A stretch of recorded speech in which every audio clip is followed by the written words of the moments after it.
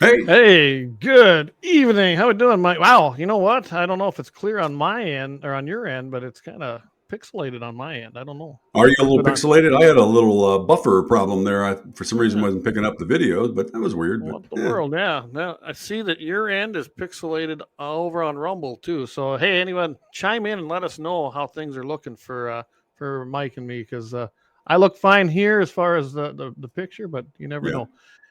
Hey, Gene, good to have you with us. Hey, fellow MVEs, we got Doug. Hey, Doug is down in that Box Elder area, and Brian Wanner. Great to have everybody on board tonight. Everyone's just starting to come in. I understand it's a beautiful evening, so I kind of halfway expect there to be fewer viewers tonight, and I understand I that. don't know So if you're driving around, put us on your phone, put us up on the dash, and keep just do it. going. That's Yeah, what I say. I've done That's that. what I do. Yeah, I listen to Jamie's show while I'm driving around and watch it while I'm driving. So yeah, sounds good. 701 Nation. Yeah, Okay, where everyone's chiming in. They're like, there we Mike go. is blurry and I'm clear. So, hey, I guess that's the way That's it a, goes. with this face, blurry is probably a good thing. Maybe I'm a witness protection program now. That'd be good. Maybe, right? All right. Well, we better get this baby started off like we do every single week. So, why don't you take it away, Mike?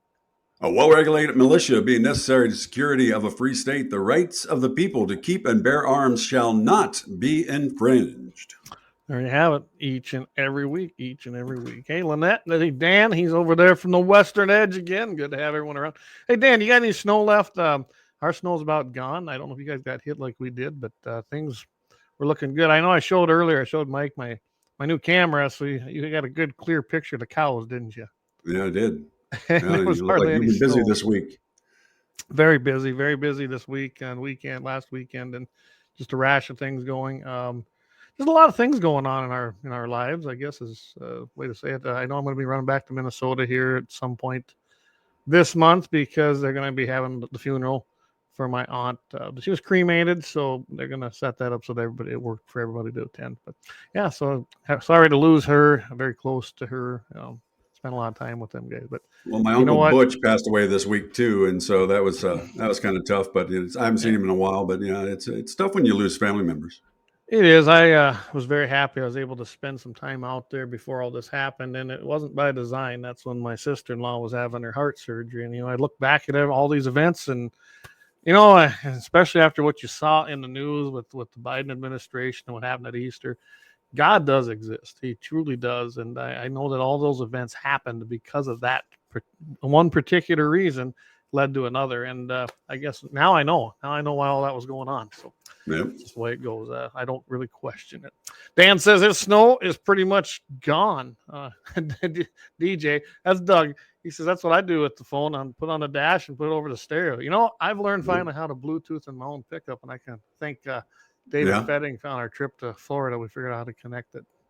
So yeah, Well, you have a little newer vehicle than I have. I'm on the vintage. I gave my good truck to my son, so because he works harder than I do, and so well, we got a good show for everybody tonight. we We're do. going to be touching We, on the NRA big victory in court down in Texas again, by the way. And it kind of follows suit on what happened with Gun Owners of America and the pistol braces, things very similar to that.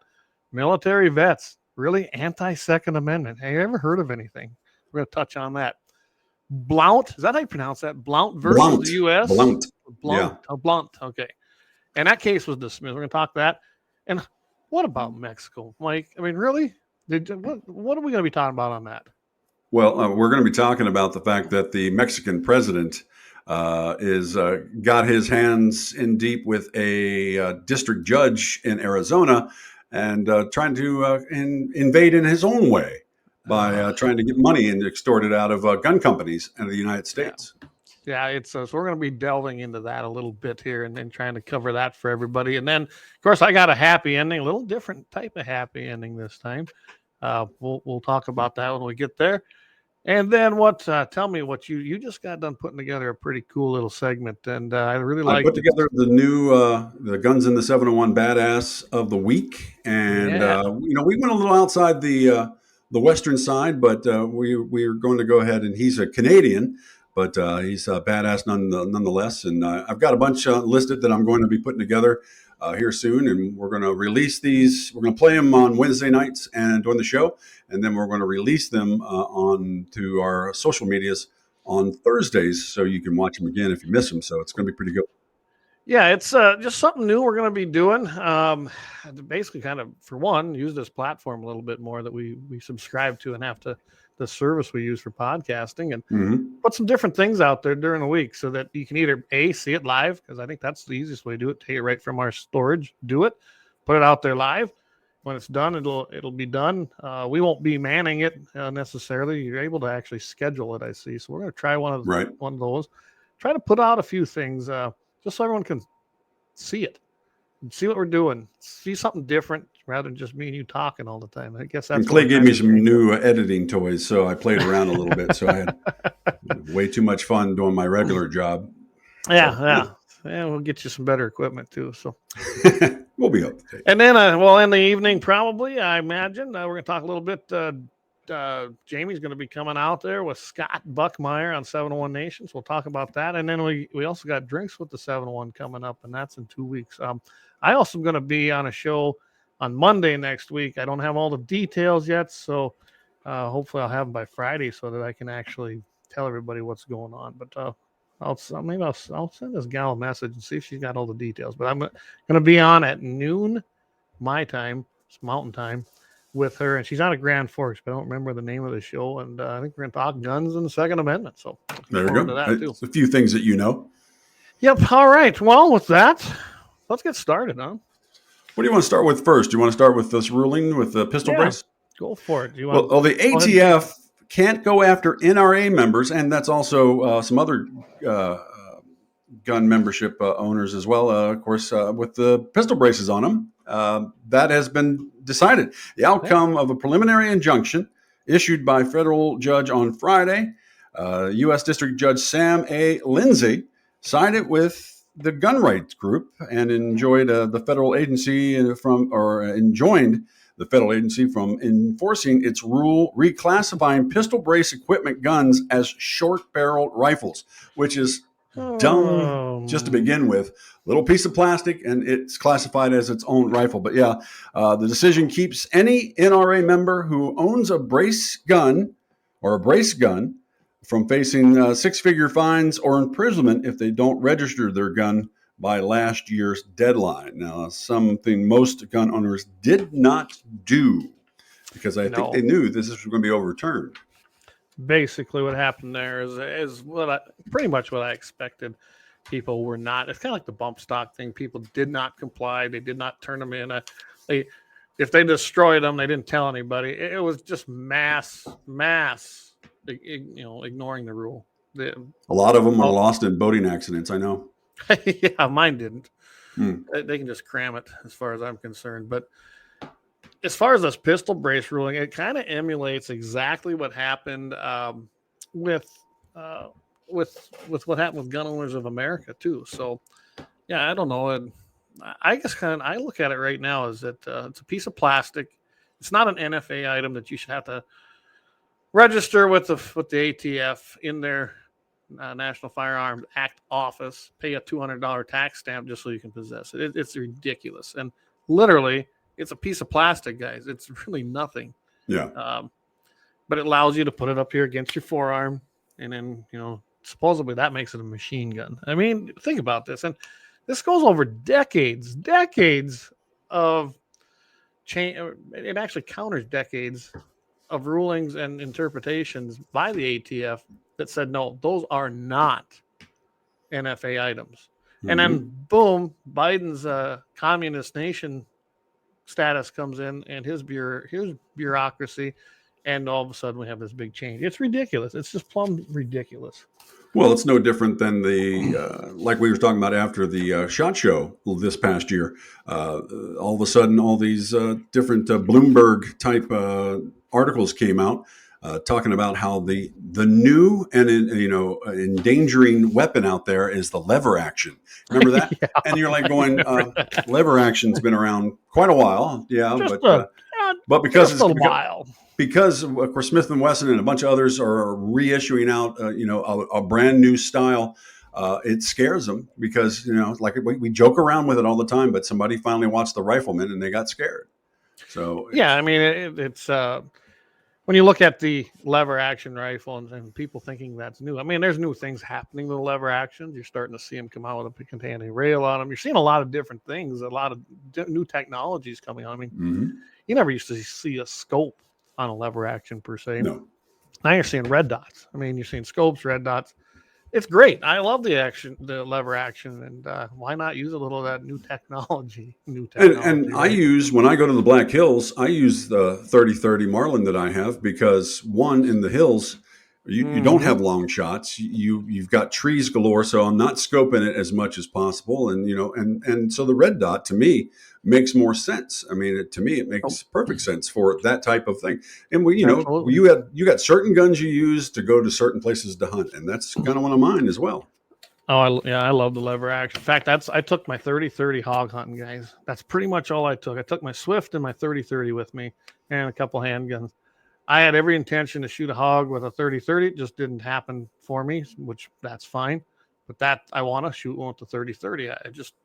It's an iconic gun for one, and I just want to do it. Hey, I want to say hi to everybody over on our Rumble channel. Thanks for tuning in over there. You can't comment here, but I am monitoring the comments on there. So if you want to participate in the live chat, go for it. And we appreciate you picking us up over there on Rumble. So thanks a lot. I appreciate it. We all do. All right. So getting back to the pistol braces. Right. I don't know. Did you read any of the judgments? So this all started back in 2023, really. Right. That's when all this got its start. Basically, everything was filed in the Northern District of Texas, July 3rd, 2023. And it was filed against the ATF, the U.S. Department of Justice, and Stephen M. Dettelbach. Oh, I'm surprised Jamie ain't tuning in on that one, but I think he had something going on tonight. That's the guy that if you saw the video, he was talking about clips and Glocks and couldn't. Yeah, that's your guy. Well, I think he was in front of some Senate hearings recently, and they asked him what your experience was on guns, and he didn't have it. He's like, well, I don't really know much about guns. Well, why are you in this conversation, dude? Well, he's in it because he's an anti-gunner. That's what Biden wanted. That's true. And I mean, I could not believe this when I was watching that video. That was just insanity itself. This is the guy that's in charge of the Alcohol, Tobacco, and Firearms alphabet agency that oversees firearms. And he doesn't know anything about them, but that doesn't surprise me. Right. Anyway, on March 29th, U.S. District Judge Sam Lindsay agreed that with the NRA that it has an associational standing to pursue a case because of its traditional membership organization, whose members rely on the NRA to protect their gun rights. In other words, the NRA is the voice of its members. Gee, no kidding. Just as any of the organizations, whether it be Gun Owners of America, Second Amendment Foundation, the Suppressor Association of America, I think is what they call it. Pick your organization. Generally, if you belong to something, you're doing that so that they can serve as your voice. Right. On a larger scale. And it's nothing new. Probably falls within the traditional means of Second Amendment uses as far as for free speech, First Amendment. I mean, it was the right decision. Also, Judge Lindsay applied the Fifth Circuit's earlier holding in Mock versus Garland that the ATF failed to go through an appropriate notice and comment period before ensuing its pistol brace rule, making major revisions to the rule without acknowledging the hundreds of thousands of negative comments from the NRA and its members across the nation, rendering it likely unlawful. And it wasn't NRA members. Like I said, pick your firearms protection organization. Group. It was just, I did read a bunch of them because you could read them all on there. It's just like anything else when they do it and they take public comment. The negatives against it were overwhelming. I mean, there was a few of those positive ones that were in support of it, but for the most part, it was probably 3-1. I figured when I was looking at that, and I might even be a little conservative on that. I do love the fact that new NRA Charles Cotton, he's the president. He said, "This is a major victory for NRA and its members who believe in the Second Amendment and freedom. From day one, we vowed to fight back against President Biden and his rogue regulators to defeat the unlawful measure." Hence, guys, that's why I'm wearing my NRA hat tonight. I think that it was a huge victory. I mean, we've been stacking them up. We've had some losses, but for the most part, we've made some huge strides in the court systems from the Supreme Court on down. And I think it's a good thing because depending on how And the they've been election hitting us. goes, They've it's been going to hitting give us us. in every Yep. direction, in every state, at every Yep. level. And yeah, they're Absolutely. trying. And what this does, guys. Now, I don't know how many actual members there are in the NRA. Even when I worked there, it was estimated around 5 million. Yep. And I know they didn't give us a true number on purpose. We don't really want it's a private organization. If anyone doesn't understand that, they don't have to let anybody know who their membership is or how many, but they can give you a number. And I imagine now it's over that 5 million mark. I know that, especially with some of the changes that took place, a lot of people have come back to the NRA, so that's good to see. But whether you like the NRA or not, the NRA is the 10,000 gorilla in the corner. They just are. They're the 10,000 pound gorilla in the corner. And without the NRA, since 1976, you wouldn't have anything anymore. It's that simple. Yep. So if you're not a member, you should be a member, even if it's just a yearly membership. And if you are able to, do the higher ones and become the life member, the patron member, the benefactor member. I am, my kids, everyone in our family is life or more in the levels of membership. And I can tell you right now, that's fundamental. How to enter. We got zapped by YouTube again, Brian. What did we do? That's interesting. Well, We got kicked off YouTube. We were on, but I guess we're not on now, huh? Okay. I guess not. And this time I have no clue why. We weren't showing nothing bad that I knew. Well, anytime you're on, that's probably when it gets somebody a little upset. But yeah, we'll see. It's interesting that they zapped us on YouTube yet again. So, guys, if you're not seeing it, you can go to my own personal YouTube. That's Clayton Peterson. And Mike's got his on there. I think, Mike, you're under Michael Deacons. Yep. Hit Rumble. You can find us on Rumble. Or you can go right straight to the website, everybody. That's why we're losing. I see we're losing viewership. Well, they zapped us on YouTube. And that is interesting because I have no clue why. No clue why. We're still on Facebook, too. Go over to Facebook and hit that. So I don't know why we got zapped, guys. I really don't know what happened on our YouTube. Yeah, we were on, but we're off now. I see that. So, yeah. Well. Unbelievable. And this time I have no clue why. Facebook is. Yeah, we were on, but we're off now. I see that. So, yeah. There we go. Well, no, we were on. I just pulled us up. So we're on. Maybe we were off for a little bit. Well, anyway, as far as the pistol my face was pixelated, and they thought I was a terrorist for a while. Yeah, YouTube, CommuTube's getting so horrible. They really are, and I imagine we're on their radar now. I noticed a few things on there lately. They're actually going back again through our old stuff. I'm talking some of the stuff almost 2 years old, and they're not giving you a violation, but they're making a statement that, hey, you know what, guys? It's like, kiss my butt. I don't care. That's why we developed our Rumble channel, and I see we got quite a few people. I suppose you guys went over there, and I'm glad to see that. We got God Save Our Republic. He said, checking in from Minnesota. Great show so far. Thank you very much. That's over on the Rumble channel. So go over to Rumble. Check it out. I can tell you right now, eventually what's going to happen here, I imagine YouTube, as we get closer to the election, I imagine YouTube's even going to get worse on this kind of stuff. And you know what? They can just take a big old middle finger and stick it. Well, if YouTube goes completely down for us, there's always OnlyFans. We can always do that. I didn't even know what that was, Mike. I had to find out. It's probably better that you didn't. It's probably better that you didn't. Anyway, I had no clue. And now I know what it is, but I never went there. But I did have someone tell me what it was, but I do not know what it is. Well, I do now. But getting back to what we were talking about. Yep. I really am glad to see this ruling. It really emulates exactly what has happened with other organizations, except I would say that NRA is the biggest one now to achieve this as far as membership goes. I would have to agree with that. And it's going to be huge. I mean, this is a big deal. Now, we'll see what happens. I'm sure it'll be appealed. I'm sure the feds will appeal it. We'll see how it works its way. But I don't know. I mean, I think when it gets to brewing, if they get to the Supreme Court level, historical use, it's never been banned. And there's a record of it never being banned. And there's records of the ATF saying, nope, guess what? We're not going to say that it's an NFA item. So all of a sudden, with the stroke of a pen, it is. I think your Supreme Court's going to say, no, wait a second. Historical use has said it's not an NFA item, and I think that's where we're going to go with it. So that's my 2 cents on it. Well, I agree with you, and I also agree with you that the NRA and other gun groups don't have that are private don't have to release the information, and I'm glad they don't, because there's enough of the left out there trying to go on after everybody, for just having bumper stickers or the hat or whatever else.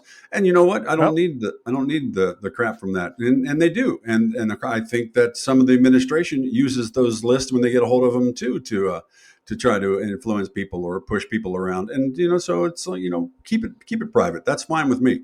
I'm all right with that. Oh, I am too. Absolutely. I'm actually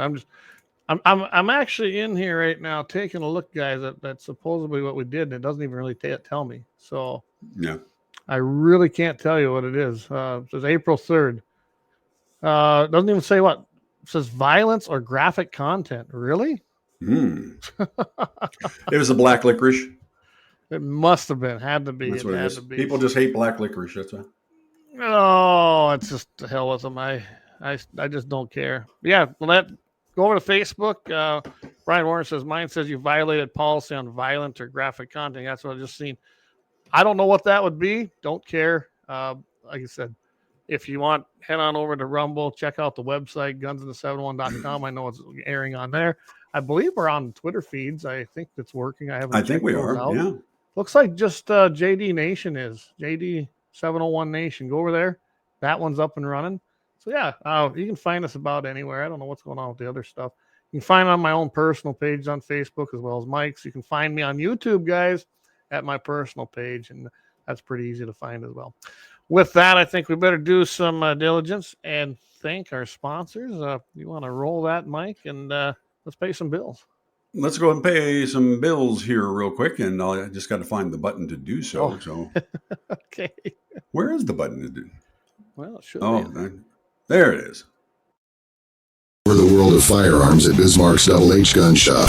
With a wide range of products from handguns to rifles, we cater to all your shooting needs. We are your local gun experts. Not only do we sell firearms, reloading supplies, targets, and whatever your heart desires, but we also have a ton of knowledge and answers. We shoot, we hunt, we compete, we reload. It's been the Howard's way since 1976, and we ain't fixing to change anything. Visit our website at hhgunshop.com to browse our inventory. Double H Gun Shop, Bismarck's best new and used firearm reloading supply, gunsmithing, and sporting goods store. Double H Guns. Double H Guns. 1021 South Washington Street, Bismarck, North Dakota. Call 701-223-4888.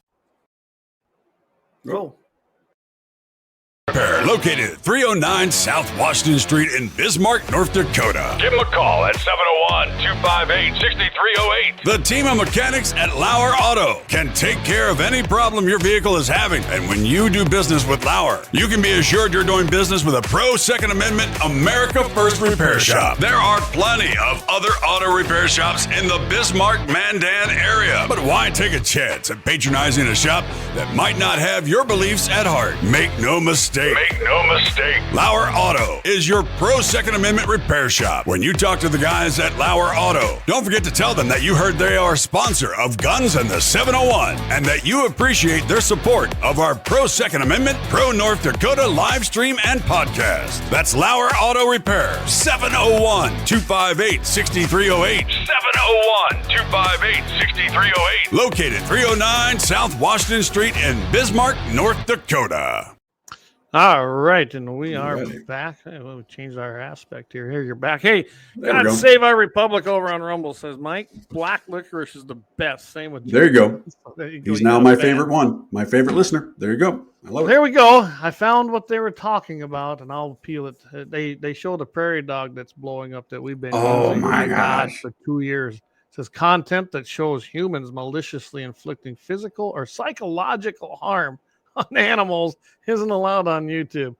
We may make limited exceptions for the content. Oh my gosh. I mean, this is getting pretty ridiculous, everybody. Yeah. But they can kiss my butt as far as I'm concerned. We don't make no money on YouTube because they've made sure of that a couple times when we were getting close to being able to monetize things. So they can go to hell. I can tell you right now, Rumble, if you're watching on Rumble, we can monetize that stuff, and we've made a little bit, but that ain't why we do this. So as far as I'm concerned, if it gets to the point where they kick us off YouTube, whatever. It does not bother me one bit. We'll just Right. go to the other places. And I encourage everybody, get over to Rumble. You can find us on Facebook, which is amazing that we're still there. And of course, we got our Twitter feeds, or X now. And then, of course, we've got the website. The website's always easy to find, and we are always there. No problems there. And we do get some viewers there. So anyway, Gunsinthe701.com. I can tell you we will not be live. I'm going to appeal this, but we will not be live on YouTube, most likely, because they say it's going to be 1 week we can't go live. Go figure. Whatever. Oh, whatever. All right. Well, what do we want to cover now? I mean, we got so much stuff here to cover. Well, we got Blount versus U.S., that petition denied. And we talked about it before the show. And of course, the big thing is that Mark Blount, he challenged the federal full auto laws with a very long complaint. And the judge dismissed his case because he thought the mere desire to acquire or make a full auto doesn't meet standing requirements. Blount appealed, where the Eighth Circuit summarily affirmed the dismissal without any briefing. Blount petitioned to rehear and got denied without any dissent. Now, the question that I have is, and this is one of the people below on the docket on this, posted some questions about this. So if he's reading this right, and this comes from Gracing Fool, that's his handle name. If you're reading this correctly, what it's saying is that he needs to illegally acquire and make a full auto. Someone needs somehow survive the ensuing ATF raid and be indicted, charged, and likely convicted. Then appeal conviction up the chain to SCOTUS, because now he'll have standing. Bonus, if the rules don't go in his favor, he's effectively thrown away his life. So basically, somebody's wanting to take something for the team. So that he doesn't have standing because he doesn't have one of the fully autos. Right. The only way you can get standing is if you have one of the fully autos, and that's committing a crime in their eyes. So it's a catch-22 that you can't get standing because you don't break the law. And that's the thing about us. We don't break the laws. We are the ones who uphold the laws. We're the ones that follow the laws. I mean, you know what? That's why we're always fighting to make sure that the laws that get passed are not as dumb as some of the ones that have been passed. Yeah. But that's one of the comments that I caught most right there that I really want to talk about. Yeah, and you're right. Here's exactly what happened with that. You have to break the law. You were saying, to actually be able to challenge a law. And that's not unusual. And that's what gives you, quote, standing. That's why, right now, Montana's got the case with the gun-free zones. Well, you had to have somebody supposedly in violation. It's just like the 3D printing. Remember those? Well, the 3D printing, someone had to actually just, when they made that ruling, they went ahead and did it anyway. 3D printed a gun, and boom, we were able to take it to court. Up till that point, you could not go to court because there was, quote, no crime. How do you go to court with no crime? Essentially, that's where we're at. And that's what's happening here. And I think when you look at this entire case with the NFA, and I don't think NRA or anybody picked up that case, rightfully so, because it was a loser. It was the wrong avenue. You need to have a case that can win too before you go spend literally millions of dollars on it, especially to make. And that's what they want. That's what the left wants. They want us to spend millions and millions of dollars on these cases that'll drain us. Yeah, absolutely. That's the idea: is bankrupt the industry, bankrupt the organizations. They want you to not have a fighting chance. Well, luckily, the supporters of the Second Amendment are very generous people across the board, and we do have the cash to do it. Many organizations are able to pick up that torch and run, like NRA, Second Amendment Foundation. That's all they do. That is all they do. Judicial Watch is another one. They do a ton of this, and they do Second Amendment cases, but they do all cases. So we're out there. They're out there. They get the job done. But you got to have a case that can have standing, and you honestly got to have someone who's, for lack of a better term, willing to break the law, right? So that you can take it to court and put themselves up there. To me, those are the patriots who are willing to go out there. They break the law intentionally, really, to basically say no more complying, no more. We're done. And then you can go to court with it, and you can spend a lot of money doing it. But you want to have. And the prime example that you give is the gentleman that put the 3D print gun things out on the web. Yes. You know, he just released information, and suddenly he's the enemy number one when when the feds and everything like that were looking at him. So I'm like, yeah. they really tried to play up how bad he was on the medias too. And I'm like, he just released information. I says, Yes. there's information out there galore. I mean, I don't know. It just baffles me sometimes. My own media, I mean, that's what I do. I work in the media field. Is that they play these games all the time with what they want to show and how they want to portray it, and it gets a little annoying. So, well, a little. That's my polite way of saying, a little annoying. A little. But yeah. Anyway, that's pretty much what I got on that one, and it's pretty. You're right. You're pretty dead on it. Somebody's going to have to fall on their sword on this one in order to take that up the chain to SCOTUS. And it's just, do you want to give up your family? Do you want to give up your freedom? You want to give up your time? You want to all your money and everything else? And it's a tough one. It is a tough one. It is. I mean, and you're right. Someone's going to essentially have to take it up. And I think you'll see it happen now. I really do. Right. Because that's going to be the only way to do it. But we'll see. There's also, what do you want to say? Yeah, it's got to be the right time too. I don't know if this is the time to do it. I really don't. But who knows? Lynette, you got to look up the Shootist 93 at the Shootist 93 for my channel. And it is live right now on my channel. It's just CP is my name, but it's at the Shootist 93, and that'll get you guys over to the live that's going on right now on YouTube, because they didn't nix us there. So I guess my whole 9 subscribers on my personal channel, they're not mad or reporting us. Yeah. Well, and on that too, on YouTube, it says mine is Scully Muldoon. It's my old radio name, and I just haven't changed it yet. So it's SCULLEYMULDNE. So yeah. Yeah. I just shared the link. So if you're able to take that out of the comments, you can go there, and I will type in my handle. That'll get you to the YouTube channel as well. There you go. If you want to tune in over there, just go for it. And yeah, it'd be great to have. If you want to watch on CommieTube, you just can do it right there too. So I haven't logged into that forever. I had to actually go figure out how to do it and bring it up again. What's my password? Yeah. Yeah, he says, Brian Warner signing up on Rumble now. Sounds great. And the guys, that's pretty easy to find. You just got to go over there. And I think you can just search Guns in the 701, I think is what you can do. I really couldn't tell you. I don't ever do it. But if you're not able to find it that way, look for the Shootist 93. When we were setting that up, it was brand new to me. So it ended up getting set up under my own personal account. And we've got too many people following and doing stuff there that I never changed it. I just created a channel under that. So just find the Shootist 93, search that. You see a picture of me in my beanie and my hunting gear. And yeah, you'll know it's me when you see it. And then look for Guns in the 701. All right. Well, I guess just to wrap up on that case, it's like you said, unless someone's willing to challenge it, and it's got to be the right time to challenge it and move forth with it, nothing's going to happen with it. And you got to remember, there's precedent going back all the way to 1934, guys. So it's going to be a tricky case. They're going to make sure it's the right one. The best thing is if we could just actually get the right people in Congress and get rid of the National Firearms Act. It's unneeded. It's been there since 1934.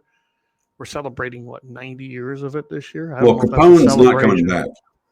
Capone is not coming back, so no. And they didn't stop anything. I can tell you right now, they didn't stop anything. If you want to get something fun and cool, it can be done. There ain't nothing stopping it. So I guess that's that. Well, we got a couple other things I want to take a look at. Of course, this one is not a story that came out in regular news. It was on the pro gun page on Reddit, and it made me think a little bit, especially when I went through some of the comments. But a guy says he saw a military veteran in social media that are anti-gun and who believe that only the military and police should have guns. What do you think? Can a guy simply lie, or is he a veteran, but just someone who served military but wasn't a veteran, especially a non-combat role or some aspect like that? And there's a lot of comments on that as well. It's like there's kind of a separation, I think, in the military of commissioned officers and the regular soldiers. And I think that a lot of commissioned officers may have fired their weapon for testing and this and that, but don't see much time using it for anything else, and therefore don't even understand what it's all about to have to protect your life and maybe take somebody else's in a military combat. So it's a weird one. I got a lot of great comments out of here that I highlighted, so we'll go over some of them. But yeah, what do you think? Well, when you look at the difference between regular serving men and women versus officers, right there, it breaks that down. The idea that military people think that military men and women shouldn't have firearms or civilians shouldn't have a firearm, really? I think you better double check yourself and make sure you're in the right country. As far as I'm concerned, are you kidding me? Only soldiers and only military are allowed to have weapons. That's what they think. And they said one of the comments on here. I imagine what they believe is that if you leave the military, then you shouldn't either, right? That's what I'm guessing. Yeah. I mean, really, so you were trained, and this is another wow. To think that there's actually people within the military that believe that the Second Amendment shouldn't exist except for military and law enforcement. Mm-hmm. We need to get them out of there. Them people need to be gone because they have no clue, none whatsoever, what our rights are about. Yeah. This one commenter did officers tend to be more liberal and political or politician-like. I have heard this point of view several times from officers. So yeah, it makes sense. There's people like Dan who listens to the show. Excellent officer. The guy I got so much respect for, and I just can't tell you enough. You know that he was part of our NRA program. He helped out a lot down there. And like I said, I got just the utmost respect for Mr. Dan Brown. He's retired, and I can't tell you enough of how the respect I have for him, and I truly do. I wouldn't say it if I didn't mean it. But I can tell you, I've met officers, and the ones that bother me the most are the sheriffs who are not constitutional. And Stark County's got a good. You don't have to worry about Stark County over there by Dickens. You guys have a constitutional sheriff. You truly do. But the sheriffs should know better. They're elected by the people. And if they're against your Second Amendment, you need to get rid of them and throw them out of office. Seriously. They're there to serve you as an elected official by the people. That is the job of the sheriff, is to protect you first and foremost in your county. And if they're not doing that and they're taking orders from somewhere else, or they have an ideology that is unconstitutional, get rid of them, and get rid of them right now, because they are going to do you no favors in the end. Plain and simple. Hey, Doug Thompson says, he goes, remember, so we had one from East of Sturgis that hated the stuff we did with the Rapid City Friends of Area, and he's referring to a veteran. So, I mean, they're out there, guys, and it's not good. That's a bad idea. And I can personally say I've never really had a lot to do with anybody from the military, retired or active, who's ever been against what we were doing. Either they didn't want to approach me when I was working for the NRA, or they really didn't care. I don't know, but I never heard it directly much from them. There was those anomalies out there, but for the most part, they were very supportive of what we were doing and attended our events regularly, along with a lot of officers. So. Yeah. Well, you have commissioned officers and you have non-commissioned officers, guys that rose up through the ranks. And that's kind of the difference you have right there. I want to comment on here. Somebody can attend West Point, get an officer rank, and commend others without being a veteran who served his way through the lower stages. And he says he indeed saw similar people. They were even making TikTok videos like, I'm a military officer who demands gun control. As a matter of fact, you can find that on TikTok right now. There's a lot of military people on TikTok throwing that out, that they want the gun control. So they're the ones throwing their voice behind it. And we talk about the influence of social media, and there you go. There's a prime example right there. I mean, what your kid's learning. You think you're hearing from a veteran or somebody, veteran. And it's not the same from somebody who served. I'm not a veteran. I served, but I'm not a veteran. I didn't, have to go over and go somewhere and put my life in danger and protect others and this and that, because it didn't work out that way.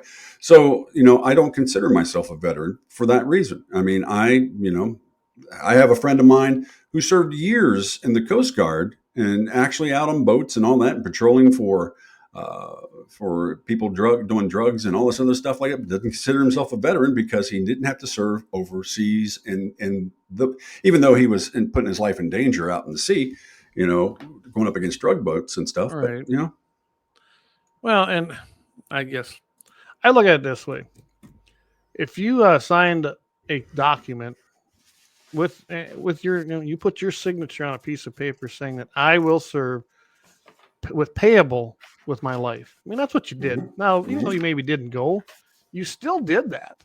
oh yeah, So I guess I have the utmost respect for anybody that serves because I never did it, mostly because I didn't like who was in office at the time. I didn't think I could serve him, and that right. was Mr. Bill Clinton. There was no way I was going to serve under that trash. I did look into it, but I never did it. I kind of wish I would have. I'm too old to do it now, but if called, I would do it. I got a lot more knowledge now. It'd be actually interesting and fun. Probably I just couldn't physically probably do it like that anymore. But I do have the utmost respect for those that do, because they literally saying, I'm signing this check payable with my life to Mhm. serve my fellow man so that I can defend the country, its institutions, its ideology as a constitutional republic, and the rights of United States citizens. I mean, do you think about what you're doing when you sign your name on there? That's huge. Yeah, And a it's lot of big. people have paid the ultimate price. Dave chimes in. He says, imagine that. People with guns think other people shouldn't. Mm. It's always that way too, Dave, isn't it? Yeah, it is. Not just there, go throughout history. Those with the guns try to disarm the others and say, you can't have guns. And they do it how? At gunpoint. Yeah.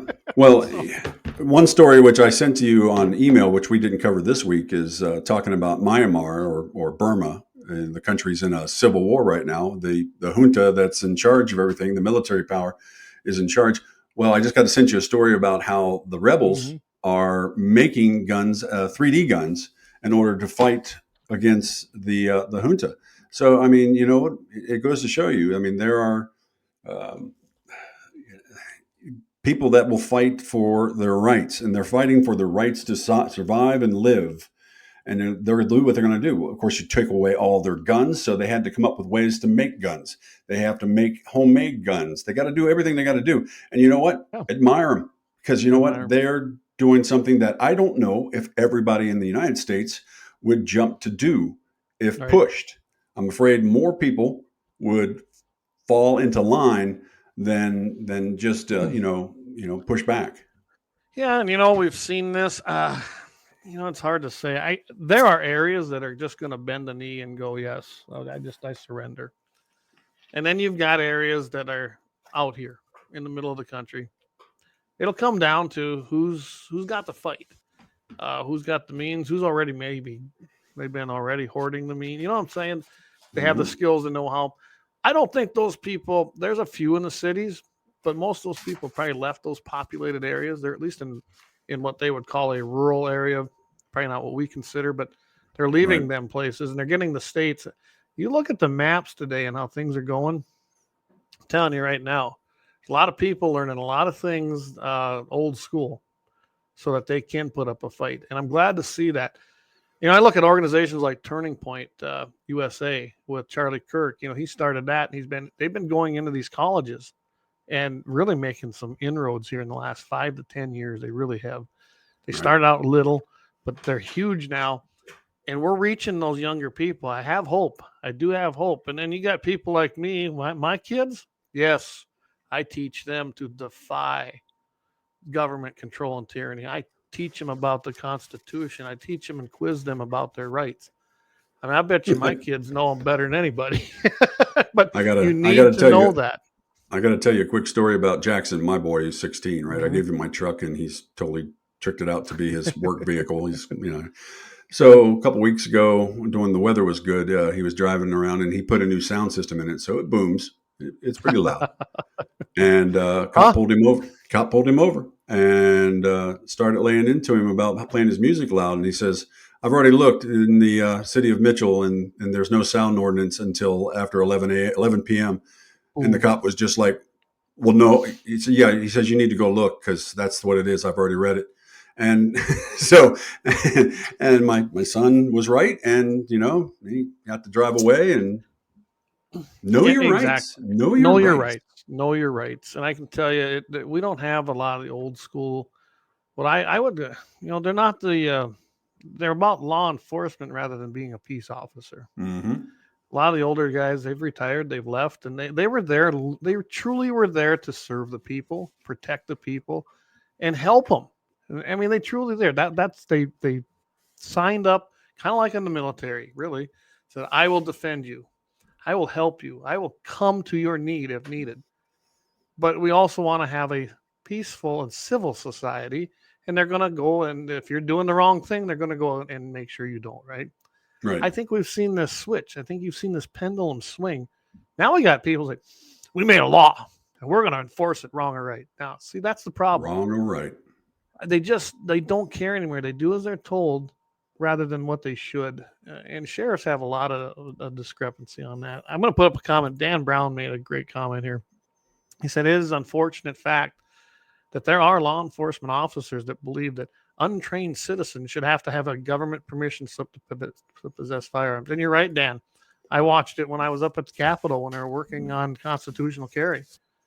And law enforcement officers and organizations up there basically testifying against the bill, saying Mm-hmm. we're going to create the Wild West. Really?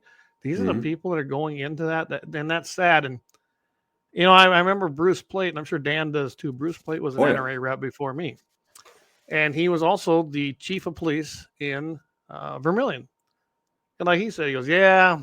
He says, I like getting new recruits, but he says, I always got to deprogram them when they get down here. He says, they teach them everything as far as being a badass, He says, they don't teach them any public relations. They don't teach them that you don't have to necessarily go after everybody for everything every time.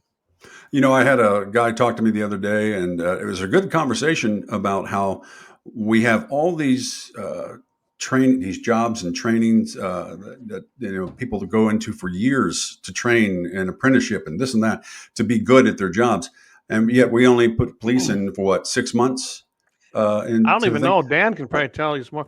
I think it's a 6 to 9 month. I think there are longer courses, but I honestly don't know. I think there should be. I mean, I'm not all about colleges because I think that a lot of them are just ripping our kids off. But I do believe that to be a police officer, you should go in for 4 years into the thing and have the full spectrum of learning negotiations, learning de-escalations, learning and protecting yourself and doing all that. And I understand that.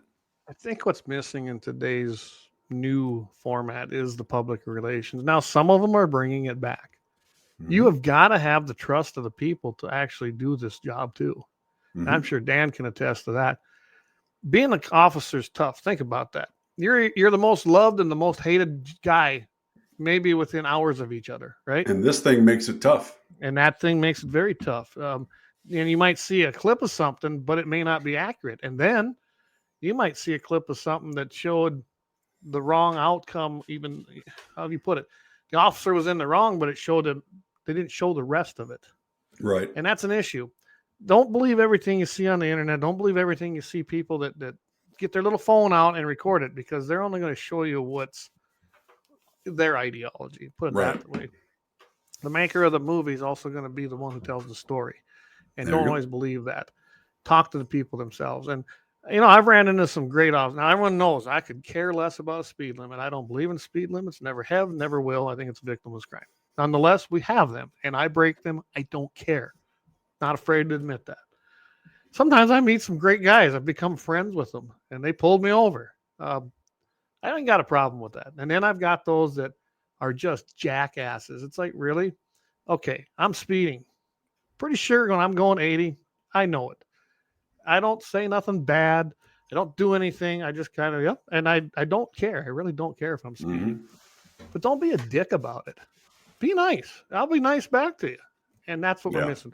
You don't have that public relations, and that is a public relations job. If there is one job that's public relations, it's got to be that one, because you are pulling people over, most likely going to give them a fine, and they're not going to be happy about it. So be nice. You might be surprised. I mean, I've walked away with a $100 ticket. Yeah, I didn't like it, but guess what? I was speeding. I didn't argue. I was doing it. Took my ticket. talked with the gentleman. In fact, he knew who I was as far as what I did, and it was actually a great conversation about the NRA. So I actually, it kind of pissed me off in a way because I was late getting to where I wanted to go for that day because I was having a good conversation with the gentleman. It does happen. So Gene Cox has got one up here. He says, I hope one of the police officers that thinks citizens should not have guns doesn't need an untrained civilian to help. Or a guy who shot the church shooter in Texas. Good point. And Dan's not in that camp. I know where Dan stands on this. And I know where Gene stands. And yes, there's a lot of us. I don't know. I mean, I've had quite a bit of training. I still plenty to learn. But I can actually defend myself and hit my target, especially in that kind of situation. And that's what you want to do when you're handling your firearm or your sidearm that you use for protection. So, well, I'm not going to wear this subject out too much more. No, that's pretty much what I had right there. That was all. That was pretty much it. You want to take a quick break and come back? Yeah. I think we ought to do the badass. I think badass of the week from the Guns in the 701. I think it's a great thing, and you spent some time on it. I thought it was a great one. It's about 10 minutes long, everybody, so don't just run away. Listen to it. These will normally be 5, but this man went through 2 wars 10. Being a badass, and so it took me a little longer to get all his stuff in there. But normally they'll be about 5 minutes. But yeah, the Guns in the 701 badass is pretty good. So I tell you what, let's do a quick break. Thanks to sponsors. We can't do without them, like the great sponsors, Lauer Auto Repair down on 309 South Washington Street, Bismarck, North Dakota. You can reach them at 701-258-6308. And I'm telling you, Doug and them guys are fantastic. I've had vehicles in there, and they do a great job. Let's have a break, and then from there, we're going to introduce you to the new segment of Badass of the Week. So, all right. Cover the world of firearms at Bismarck's Double H Gun Shop. With a wide range of products from handguns to rifles, we cater to all your shooting needs. We are your local gun experts. Not only do we sell firearms, reloading supplies, targets, and whatever your heart desires, but we also have a ton of knowledge and answers. We shoot, we hunt, we compete, we reload. It's been the Howard's way since 1976, and we ain't fixing to change anything. Visit our website at hahgunshop.com to browse our inventory. Double H Gun Shop, Bismarck's best new and used firearm reloading supply, gunsmithing, and sporting goods store. Double H Guns. Double H Guns. 1021 South Washington Street, Bismarck, North Dakota. Call 701-223-4888. Oh, I thought I was doing a double ad. I did not, evidently, huh? No. Okay. Well, you want me to hit it? I can hit it. Yeah, There we go ahead. Repair located at 309 South Washington Street in Bismarck, North Dakota. Give them a call at 701-258-6308. The team of mechanics at Lauer Auto can take care of any problem your vehicle is having. And when you do business with Lauer, you can be assured you're doing business with a pro Second Amendment America First repair shop. There are plenty of other auto repair shops in the Bismarck-Mandan area. But why take a chance at patronizing a shop that might not have your beliefs at heart? Make no mistake. Make no mistake. Lauer Auto is your pro Second Amendment repair shop. When you talk to the guys at Lauer Auto, don't forget to tell them that you heard they are a sponsor of Guns in the 701 and that you appreciate their support of our pro Second Amendment, pro North Dakota live stream and podcast. That's Lauer Auto Repair, 701-258-6308. 701-258-6308. Located 309 South Washington Street in Bismarck, North Dakota. All right. Yes. And again, like I said, thank you to every one of our sponsors, guys. We cannot do it without you. And we appreciate it each and every time we play that ad. That's why we do it, because we can't do it without great sponsors. So There we go. with that, do you want to give a quick little introduction as to what you're going to do here? Well, we're going to be talking about Leo Major. And, of course, a true badass in every sense of the word in 2 different wars. It's got a little bit of time on it, but I'll tell you what, pay attention to the video as well. I threw in a little jokes here and there, but it's pretty good. So I hope everybody likes it. So I'll go ahead and I'll play it and I'll maximize it. So enjoy this, guys. It's worth the 10 minutes. And like I said, they're probably going to go down to about 5-minute segments, but enjoy this.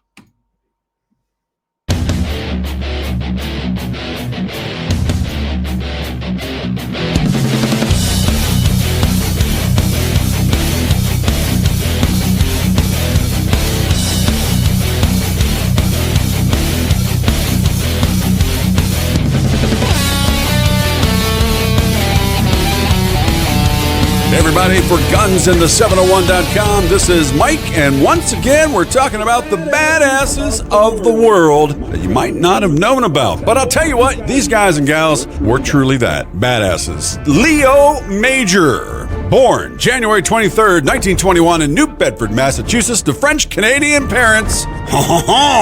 He moved his family to Montreal before his first birthday.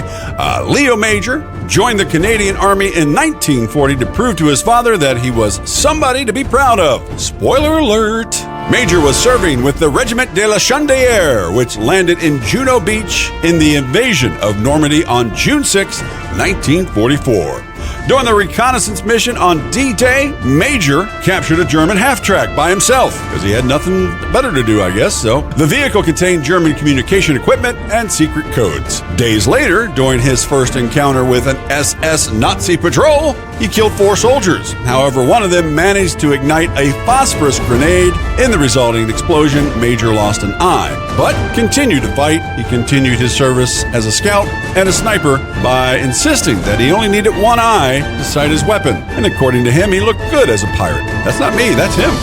During the Battle of Scheldt in Zeeland in the southern Netherlands, Major and his friend Corporal Wilfred Arsenal were assigned to determine the fates of a company of recruits that had disappeared after being sent to capture a town. However, as Arsenal fell ill, Major went alone. Didn't tell anybody, just went. After finding the company's abandoned equipment and determining that they had been captured, Major entered a house to find shelter from the rain and the cold, and that's when he spotted 2 German soldiers walking along a dike. He captured the first German, used him as bait to capture the other one, and brought his captives not back to his base, no, he brought them to their commanding officer's base. The officer and his company, totaling around 100 men, surrendered. In a nearby group of houses, SS troops, witnessing the company surrendering, opened fire on them, killing 7 and injuring some others. Now, Major disregarded the enemy fire and continued escorting his prisoners to the Canadian front lines, ordering a passing Canadian tank to fire on the SS troops behind him. He marched back to camp with the surviving 93 prisoners. 93! You got to think about it. What did you do today? I mean, that's just a day for this guy. Now, in February 1945, Major was helping a military chaplain load corpses from a destroyed Tiger II tank into a universal carrier in Keplen, Germany. After they finished, the chaplain and the driver seated themselves in the front, while Major jumped in the back of the vehicle. That's when the carrier struck a landmine, resulting explosion killing the chaplain and the driver and knocking Major unconscious, also sending him into the air about 30 feet. Upon regaining consciousness, he awoke to find 2 concerned medical officers trying to assess his condition. They transported him on a truck to a field hospital 30 miles away, stopping every 15 minutes to inject him with morphine to relieve the pain in his back, which later we would find out was broken. Now his commander says, "You're done. You get to go home." So Major did what anyone else would do. He went AWOL. He escaped from the hospital, ran back to his own platoon, and took up his normal job of killing Nazis. How he wasn't arrested for AWOL, I don't know, but then again, yeah, it was a different time. At the beginning of April 1945, the Regiment de la Chandelière, I said that wrong, but that's all right. Those guys were approaching the city of Zwolle, which had shown to have a strong German resistance. Now, on April 13, the regiment commanding officer asked for 2 volunteers for a reconnaissance mission into Zwolle, their task being to scout the German forces and, if possible, make contact with the Dutch resistance. This before an Allied artillery barrage could commence. Now, Private Major and Corporal Arsenal, they stepped forward and accepted the task. However, Major and Arsenal, wanting to spare the city from destruction, decided to keep to themselves that they were going to liberate the city by themselves. That night, Major and Arsenal entered the farmhouse of Hendrik van Gernen,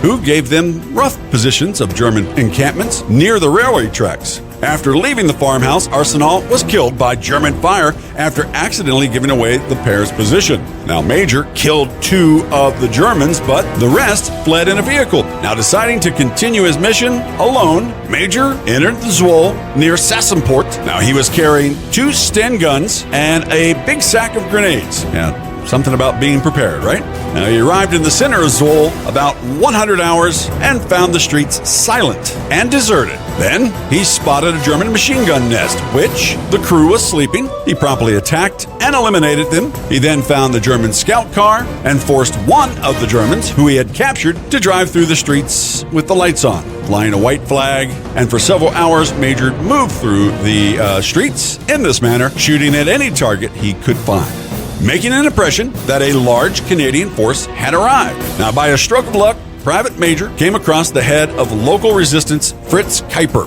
and 3 of his men. By now, the Germans appear to have fled the city in panic. The group, therefore, returned to the town hall, and the resistance fighters brought the citizens out into the streets. The local radio station was used to announce that the town had been liberated. Now, Major was exhausted, but he had to complete his mission by bringing back the body of his comrade Wilfred Arsenal. The resistance fighters arranged for a car to transport the body back to the Canadian lines to report the results of his mission to his commanding officer, who was probably slightly surprised that the town was taken by one man. Now, after the conclusion of World War II, Major returned to his former job as a good old pipe fitter. That's right, that's all he did. He made pipes. Yes, what does a pipe fitter do? He also took the time to have an operation to fix his back, which had bothered him since the landmine explosion back in February of 1945. You think? Now, then, the Korean War broke out. The Canadian government raised a force to join the United Nations command in repelling the communist invasion. Seems like it should be said that way, right? Major was called back and ended up in the Scout and Sniper Platoon of the 2nd Battalion Royal 22 Regiment of the 25th Canadian Infantry Brigade. Now, Major fought in the first battle of Mariang-San. Hill 355, nicknamed Little Gibraltar, was a strategic feature, commanding the terrain for 20 miles around. So the communists were determined to take it before the truce talks came to an agreement that would lock each side into their present positions. Now, Hill 355 was held by the 3rd U.S. Infantry Division, who linked up with Canadians on the Americans' western flank. Now, on November 22nd, the Chinese 64th Army, about 40,000 men, began their attack. Over the course of about 2 days, the Americans were pushed back from Hill 355 by elements of the Chinese 190th and 191st Divisions. Now, the 3rd U.S. Infantry Division tried to recapture the hill, but without any success. And the Chinese had moved into the nearby Hill 227, practically surrounding the Canadian forces. Now, to relieve pressure, an elite scout and sniper team led by, you guessed it, Leo Major, was brought up armed with Sten guns, because you go with what you know. Major and his 18 men, wearing running shoes so they could be silent in their movements, passed through enemy lines and crept up Hill 227 from the Chinese side. Now, at a signal, Major's men opened fire, panicking the Chinese, who were trying to understand why the enemy's fire was coming from the center of their troops instead of the outside. That's kind of confusing, but hey, it worked, right? By 12:45 a.m., Major's team had retaken the hill. However, about an hour later, the 190th and the 191st, totaling around 14,000 men, launched a counterattack. Major was ordered to retreat, but refused because that's the kind of guy he was. He found a scant cover for his men, and they held the enemy off throughout the night. At times, they were so close to Major's position that his own mortar bombs were practically falling on top of him. Major and his platoon held Hill 227 for 3 days until relieved by the U.S. 3rd Infantry Division. Ladies and gentlemen, that guy is a badass. Leo Major died in October 12th of 2008 and was buried at the Last Post Fund National Field of Honor in Pointe Claire, Quebec. He's survived by Pauline Delacroix, his wife of 57 years, 4 children and 5 grandchildren, and to commemorate the 75th anniversary of the victory in Europe, Canadian Post issued a stamp in honor of Leo Major. That stamp, called the One-Eyed Ghost, came out April 29th, 2020. And ladies and gentlemen, I don't need to say it, but I will because it's the name of the show. Leo Sayer is definitely 100% a badass. Remember, support GunsInThe701.com with our shows, including 701 Nation and more. Make sure you check them out at our website and on all your social media platforms. And if you get a chance to go to our website and maybe pick up some cool t-shirts or merch, or even check out, of course, how you can just donate to us through the barcode, we'd love that because, you know, podcasting ain't as cheap as everybody says it is. GunsInThe701.com. I'm Mike Kelly. All right. Well, I hope everybody liked that. I thought that was great. I hope everybody else did. I've seen some great comments in here. Gene Cox, he says there, arresting a soldier at the front for going AWOL to the front. He says, what are you going to do? Send him to the front? I know. Great. We're going to send you to the front. Yeah. Lynette says, really interesting. Great job, Mike. Dave says, hey, that was epic. Yeah. There you go. I think we're getting some good reviews there. Mike, I thought you did a great job. When I first seen it, when you sent it out to us for review, man, I was just like, we got to do it. We can't just delay it. We got to keep doing this. So, there you go. Dan, well, like I said, most of the time it'll be like 5 minutes long, but this guy had such epic stuff that I had to throw it all in there. You put you did a great job. I had to cut a bunch of stuff that he did too. His commanding officer, or actually the commanding officer of the British Army, tried to give him a medal, and he said no. He thought he was such a pencil pusher that he wouldn't accept a medal from him. So really, that was pretty good. Yeah. So God Save Our Republic over on Rumble says that was great. So we got a lot of activity over on Rumble, and glad we got everybody over there. So yeah, great. I thought it was good. I can't say enough about it. Glad everybody liked it. Excellent job. So, all right.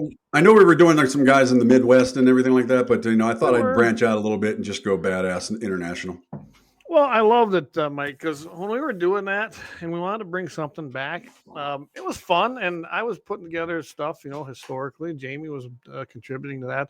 We had pictures, but we didn't have the music and the video and stuff. I thought, honestly, that pre-record, the way you did that, it was entertaining, informational, and I don't know. I think that's probably the format. If you guys want to chime in on it, just let us know, because I thought it was perfect. Brian Wanders, that was awesome. We're going to post that again tomorrow on our social medias as well, so you can watch it as a standalone. So yeah, it's pretty good.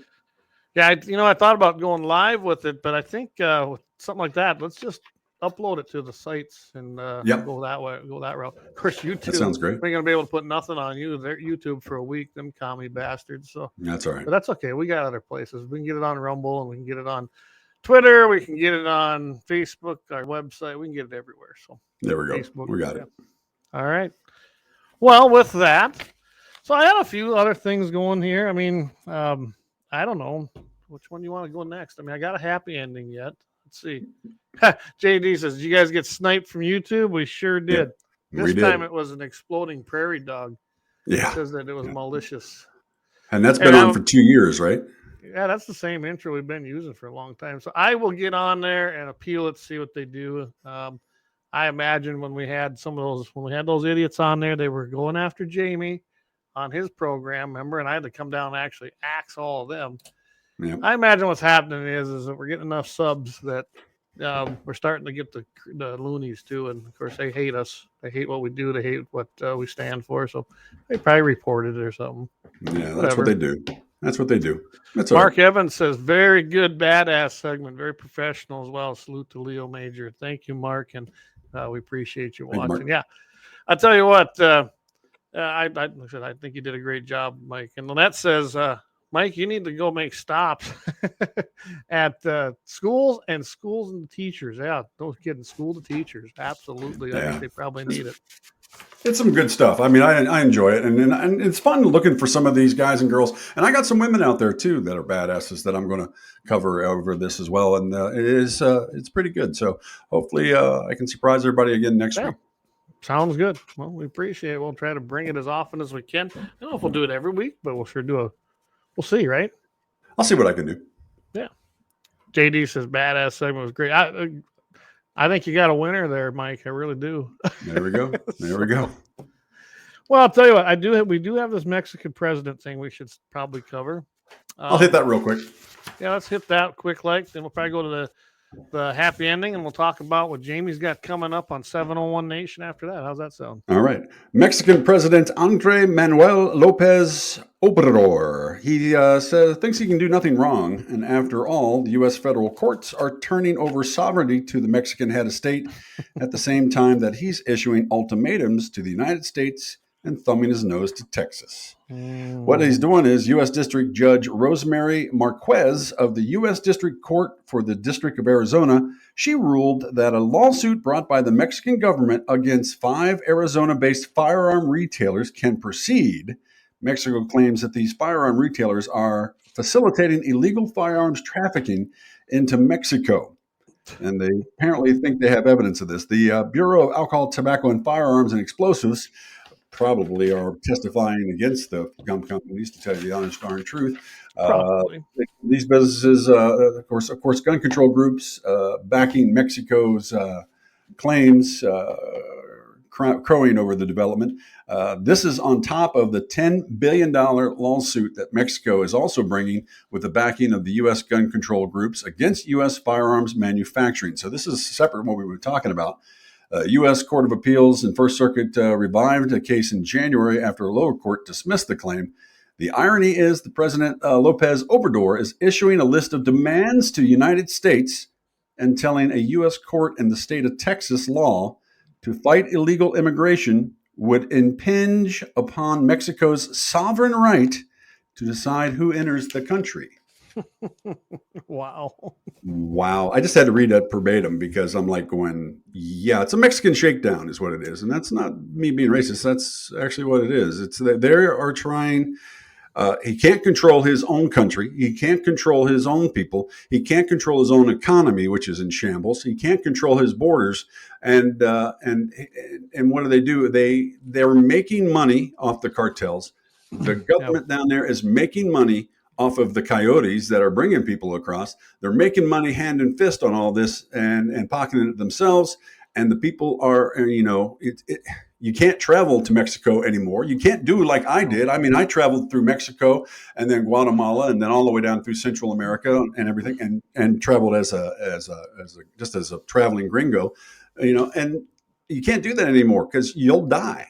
I mean, It's the way it is. You'll just die, or they'll do what they did to me. They'll throw you in jail and until you call somebody to get bail for you. But I didn't have anybody, so basically extort money from you for probably no reason whatsoever. They do that all the time, and that's what they do. And they say, "Well, he did this crime. Well, where's the proof? Well, we've already convicted him, so you can get him back for X amount of dollars." Right, and that's ridiculous. What it's about. And we're getting to that point almost here too. It seems like, but this is just really. So our sovereign United States he's trying to dictate to us and shake us down, like you said. I thought that was a great way to put it. It's a shakedown by Mexico, absolutely. Mm-hmm. So this is all because of why? Because our government, the federal government, under the Biden regime, is allowing it. This doesn't have to happen. He can tell them to go cram it, like Trump did. And Trump actually had it under control. He really did. Whether people like that man or not, we had this under control. Let's remember what Obama did. He had Fast and Furious. That was a gun running and gun smuggling ring with guns that got out and actually killed our own Border Patrol agents. And now they're going to sue our manufacturers. Well, for starters, it ain't really the manufacturers. I guess it's the retailers. But I think that I'd have to go look at case study and make sure this is correct. But I believe that even the retailers are probably protected by the act that was passed that actually protected the lawful sales of firearms and manufacturing. Well, what it is that, you can't come from outside the United States and come in and sue our companies here. You don't have no rights here. I mean, you don't. And that same logic is that if we go over, when we went over to Iraq and when we went over to any of those places, that people over there could sue us now because of the damage done to their homelands. Well, and I'm like, that's a never-ending well of despair right there. So that needs not to happen. It needs to be stopped. And this is what's going on though in the United States Department of Justice, and it trickles all the way down because everything leads up to the top, right? This is where we're at. I mean, they don't prosecute illegal aliens. Mm-hmm. They have no rights here, none. And then they get to our country and start suing us for different things. Like, you're not even a citizen. You don't have any rights here. You're not afforded any rights under the United States Bill of Rights or the Constitution. You have nothing. You don't belong here. Look, this country doesn't either. Mexico has no rights. They have no right to sue anybody in this country. They're allowing it to happen. That's what happens when you have the wrong people on top of that office. On top of demanding $20 billion and what can only be described as patronage fees. to Latin American countries. The president of Mexico also wants work visas for 10 million illegal immigrants, an end to U.S. sanctions in Venezuela, and a halt to the blockade of Cuba. Yeah. Oh, really? Well, why don't you? He has a Christmas list, and it's all, it's in his hands right there. And what is it? And I imagine that what's happening here is they're pushing all of this right now because in what is it, about 5 months? That one, November-ish. Around Right. November, things are going to change, right? And in 9 months, we could have a new president. And I imagine that's why they're pushing this all now, because they do know that if the Biden regime is ousted, it's a whole new ball game, and they ain't gonna get away with this. And I imagine then Trump will even come after him for some things. And that's why they're pushing all this now, hoping to, like you said, shake us down for 20 million, or is that billion? Well, no, 20 billion. $20 billion. Actually, the firearm manufacturers for 10 billions, 20 billion is the other money they want also. Billion, yeah. Basically, yeah. They can go pound sand. And work visas for 10 million illegal immigrants. So they want to dictate to another illegal country. Aliens. They're illegal aliens. I won't call them immigrants. They said, I just read it there. But they want to dictate to another country what to do. And I'm like going, okay, we could do the same thing. Yeah, let's dictate to them. I mean, we're going to back your border up 2 miles from where it is now. And anybody who enters in that area is, Gene Cox, and they need to get all of the illegals to vote. That's exactly what's going on with them. I mean, they want to give them guns. Get this. They want to give illegals guns now. I mean, I was going to cover that story. I thought that was a fake story until I read it. No, it was real, guys. And this was, we're going to save that. We will come back to that issue, but it was a real thing. I thought about putting on Mitchell in the Morning on Friday. We'll see.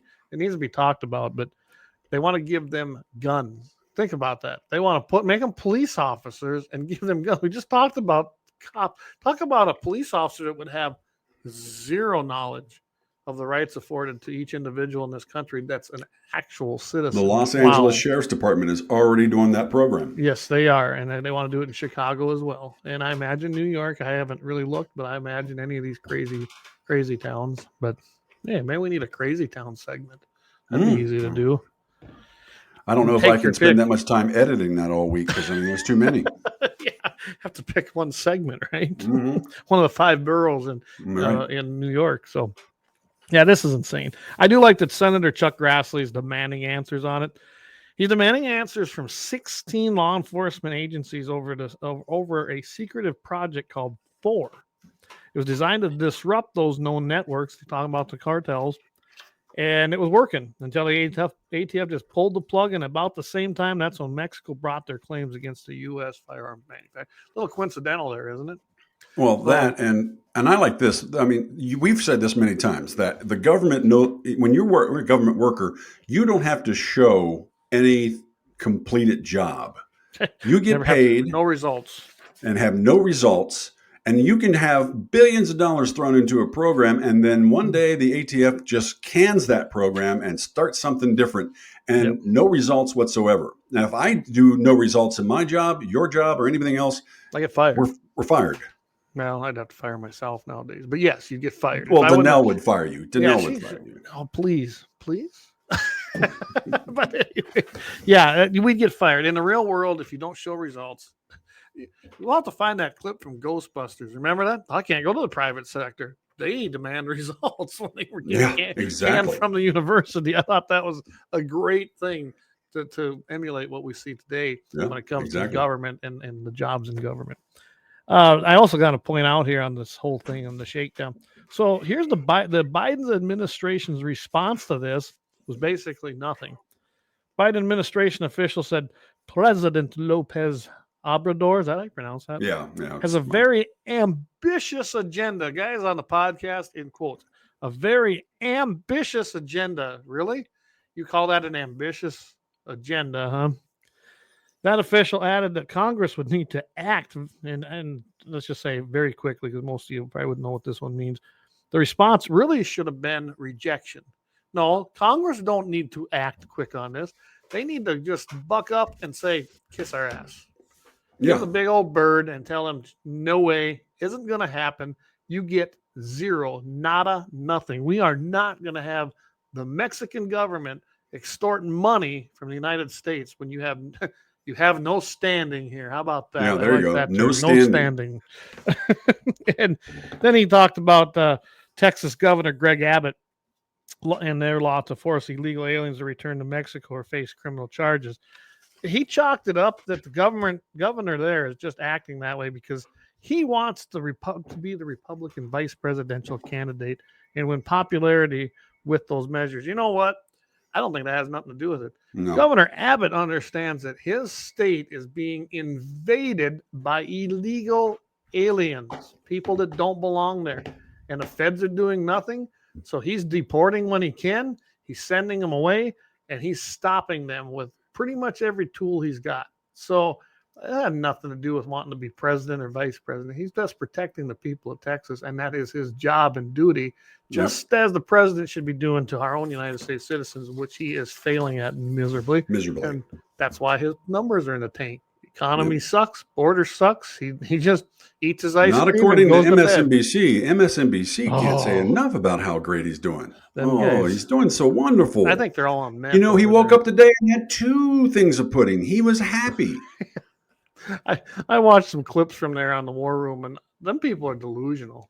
I couldn't believe the things I was seeing. So, yeah, I noticed that too. Hey, Brian, Mike is really clear now. YouTube is off, so Mike got clear. How about that? Hey, it must have been YouTube. They must have been messing with me somehow. Yeah, I guess. Hey, Grizz's Taxidermy, they are over there on, that'd be Eric Newman. He's over there on Rumble. Glad to have you over there listening as well. He says, it took him a while, but he says, me and my wife figured out. He says, I'm a low-tech guy, to get on Rumble. But, hey, welcome over to Rumble. It's just a good show. And, yeah, I think that we had some pretty good things. I really liked the segment you did. So, wrapping up this deal, let's just face it. Mexico has no standing in the United States or in our court system. They have no reason to bring a case. It should be rejected and throw it out, and eventually it will be. But the problem is it's actually going to cost some people some money before it gets through the right process to get this thrown out. They have no right. In fact, if they were suing me, I'd just tell them, I ain't paying it. What are you going to do to me? Problem is, this regime under the Biden administration, trickling all the way down to the states, they would probably enforce the darn thing because that's who we got today. That's who's in our system. You've got judges that are pushing ideology and not law. They have an agenda and they're not following the rule of law. And we do have a big problem with that right now. But they ought to just tell these guys to go pound sand. Yep, pound sand. There we go. And kick them the hell out. So that's what I think. I do too. Well, we got gunsand701.com, and of course we've got Jamie with 701 Nation. He's got some big stuff coming up this week, or coming up actually Friday at 8, right? Yeah, he's actually, a lot of you know, he's been on our show before. We've been on his as well. Jamie's going to have 701 Nation, 8 o'clock Central. Scott Buckmeyer from Dakota Prairie Outdoors is going to be joining. They're going to discuss their version of the Model 701 rifle. The one rifle for Nodax to take everything from coyotes to big muley bucks. Well, that could get interesting, couldn't it? Yep. That one, that's the old question is what's the perfect round if you could only have one rifle? So I'm looking forward to watching that myself. That's going to be a good one. Great segment and see what they come up with. I already have my idea, but I want to hold back and see where that goes. And I'm going to learn something. It's going to be a great episode. I'm going to learn something that day. Yeah, there you go. So that's going to be a good one. A few comments here. We got Dave chiming. He says, read the rules for the current 4473. It's very clear. They made it legal for illegal, I'm not calling them migrants, illegal aliens to purchase over the counter. And you're right, on that new 4473, they really did.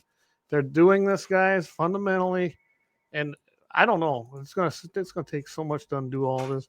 Brian Warner, the mic is really clear. Now YouTube is off. Now mic is clear. Coincidence? I think not. Mm-hmm.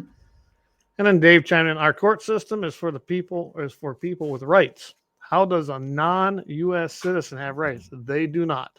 They have zero rights in this country. You can't even go to Mexico. Say you wanted to go to Mexico and live. You can do that. But did you know as a non-native born person, becoming a citizen of Mexico, you still cannot own land. Right. You are not allowed to own land in Mexico unless you were born there as a native citizen of the country. That's how strict they are. So, I mean, this crap that they think they can come over here and basically exploit our freedom, that's what they're doing. and they're going to be able to do it under old Biden. I mean, we need to talk about some of the squatting stuff that's going on across the different countries right now. Of course, here in the United States and up in Canada, it's gotten really bad. But people have been abusing the squatting rights on that same situation, and so I've got an answer for that too. I think we could make a segment out of that on another show, because it does bring into the Second Amendment, stand your ground laws and protection laws is what it's actually happening right now. So we're going to go a little bit long. Let's take one quick last break. Thanks some sponsors here. Got a couple of announcements after the next segment. We're going to do the happy ending, couple of announcements, and then we're going to take the evening and call it a day. So, you got it. Located at 309 South Washington Street in Bismarck, North Dakota. Give them a call at 701-258-6308. The team of mechanics at Lauer Auto can take care of any problem your vehicle is having. And when you do business with Lauer, you can be assured you're doing business with a pro Second Amendment America First repair shop. There are plenty of other auto repair shops in the Bismarck-Mandan area. But why take a chance at patronizing a shop that might not have your beliefs at heart? Make no mistake. Lauer Auto is your pro Second Amendment repair shop. When you talk to the guys at Lauer Auto, don't forget to tell them that you heard they are a sponsor of Guns and the 701 and that you appreciate their support of our pro Second Amendment, pro North Dakota live stream and podcast. That's Lauer Auto Repair, 701-258-6308. 701-258-6308. Located 309 South Washington Street in Bismarck, North Dakota. all right. Again, thank you to Lauer Auto Repair. We love the work they do, and we love the support we get from them. Hey, so God save our republic. Over there on Rumble, he donated $10 to us. Said, have a beer on me, guys. He says, There you go. Thank you. No Bud Light, though. Perfect. I love that. No Bud Light. Don't worry. I don't drink water anyway. So Yeah, there you go. I'm a whiskey guy, and I think I'm gonna be joining Jamie on their drinks with the 701 next time. So we'll see what we come up with there. But I'm kind of a whiskey guy. You kind of know that, don't you? I'm hoping to join in that too, because although I don't drink as much since my heart thing, I do have a very large rye beer, which is like 15% alcohol, There we go. that I want to try. That's in my fridge. So Yeah, no, perfect. I think that'd be great. So we'll talk to Jamie a little bit about that and see what the plans are. So, all right, guys, our next segment coming up is going to be this.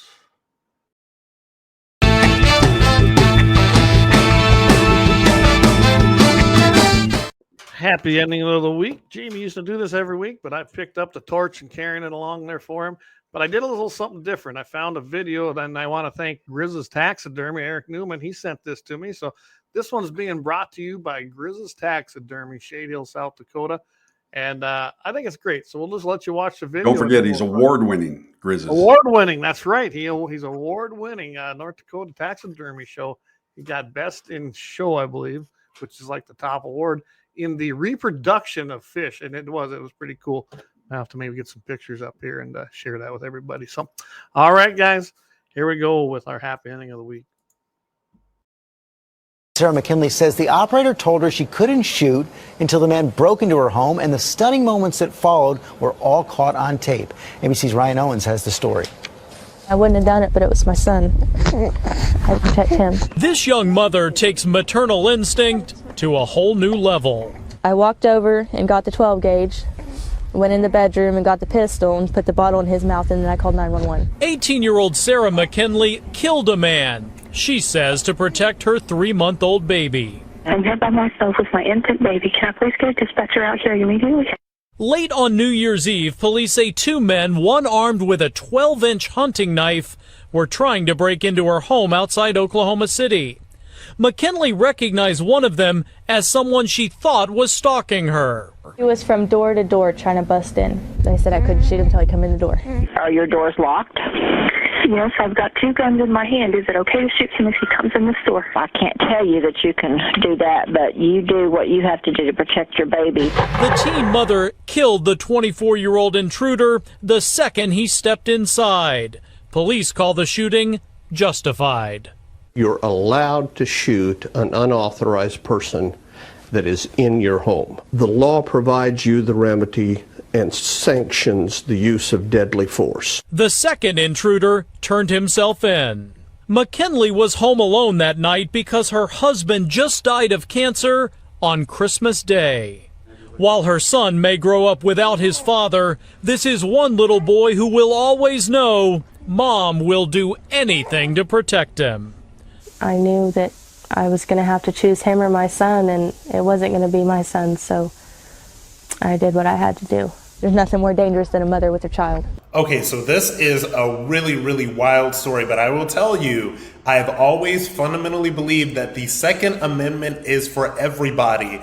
Every American citizen has the right to protect themselves and their family when they are faced with danger. In this young mother's case, armed intruders trying to break into this woman's home. Now, apparently, this is like, I read some stuff in the comment section, like when this video came out. Apparently, these guys were targeting this woman. Her husband had just died of cancer the day before, and apparently some of his cancer morphine medication was still in the house, so that could possibly have been a little bit about what they're targeting. And she says that this person was talking to her. Either way, she was fully justified and fully within her rights to protect herself. Okay, the Second Amendment is for everyone. The Second Amendment is for everyone. The Second Amendment is for everyone. And what I cannot stand about people that make the arguments against the Second Amendment, they claim it, they cloak these arguments in quote unquote gun control. This is not gun control. This is disarmament. This is what they're pushing,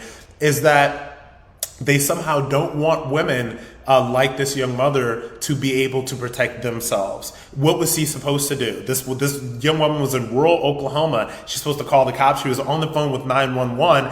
Can you imagine if she did not have the ability to protect herself, and what she was supposed to wait, 10, 15, 20, 30 minutes for some police officers to get there? And those intruders could have done God knows what to her and that child? Absolutely not.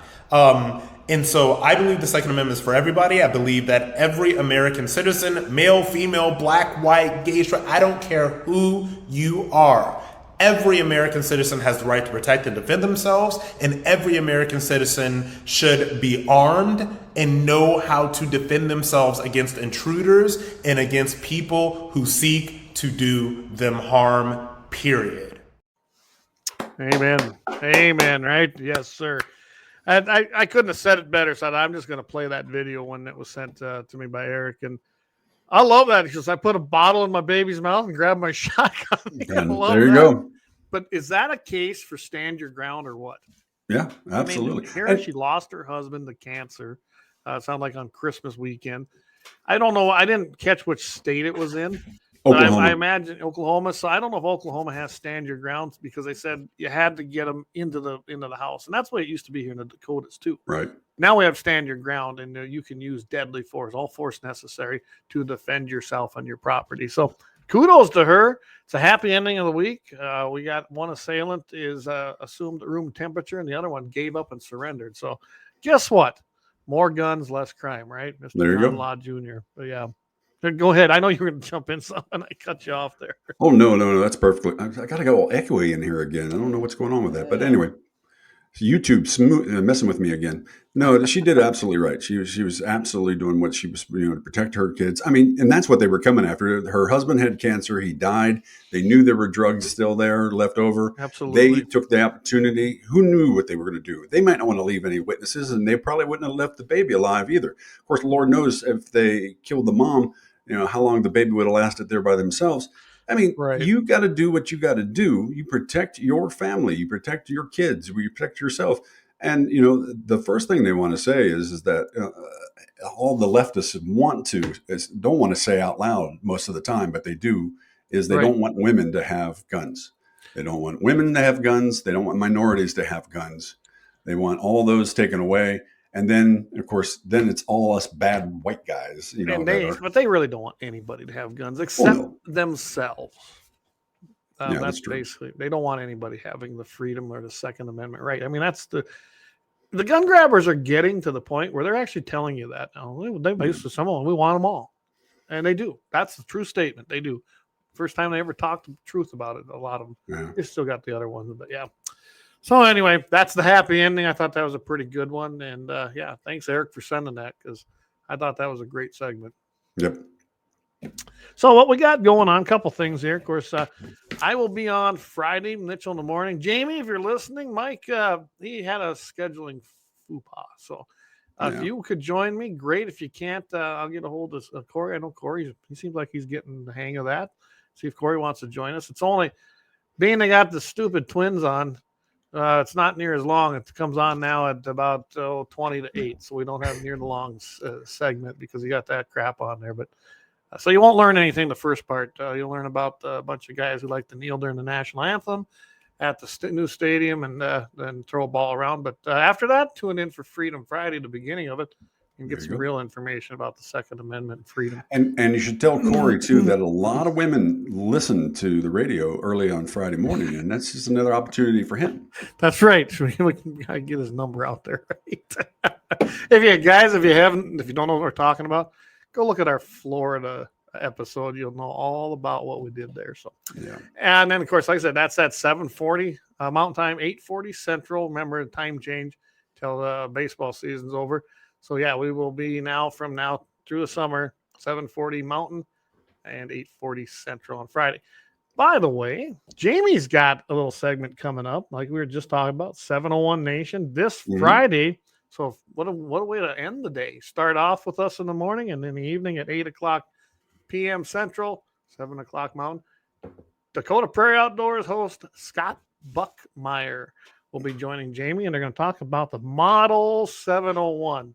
No, there's no such thing. They're just saying, what is the best gun for North Dakotans if you could have one for anything from prairie dogs, coyotes, all the way up to mule deer. So there you go. Tune in for that. I think that's going to be a great segment. And then next Wednesday, of course, right here, same place, except CommiTube. They've nixed us unless we'll see. I'll peel it. Last time I was successful and they put us back on. We'll see what happened. I wouldn't count on it. Join us over at Rumble or any place else where you found us here. And we'll try to put something on our social media sites, letting everybody know that there are alternatives. We don't need CommiTube. Right. We really don't.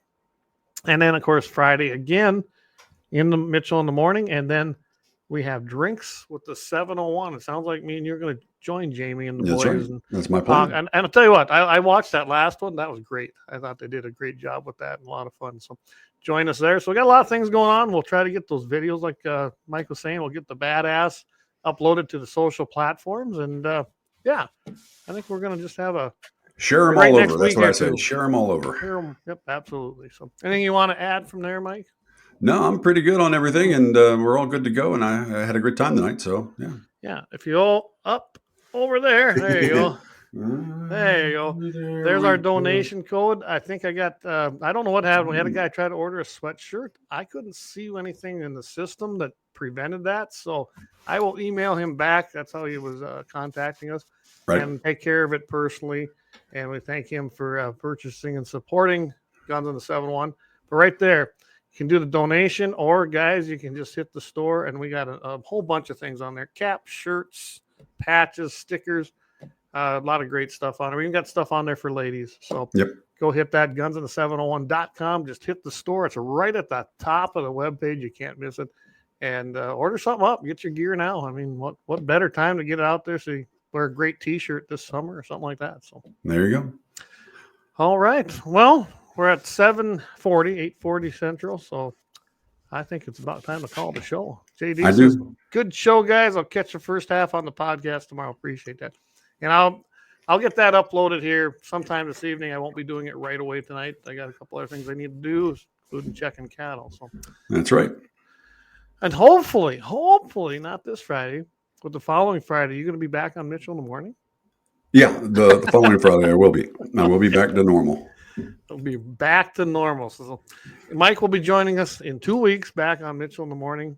So tune in there. But if Jamie can't do it on Friday, I'm definitely going to ask Corey. And I know Corey's been filling in and doing a great job. So we appreciate Corey doing that.